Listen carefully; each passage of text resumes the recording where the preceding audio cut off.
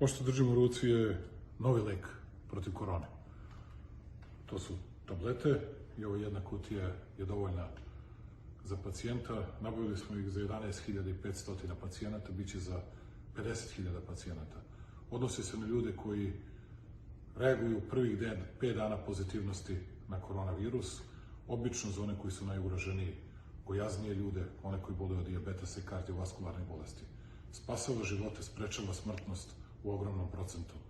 Istovremeno od Pfizera očekujemo lekove u prvom kvartalu sledeće godine, dakle sve više u tabletama.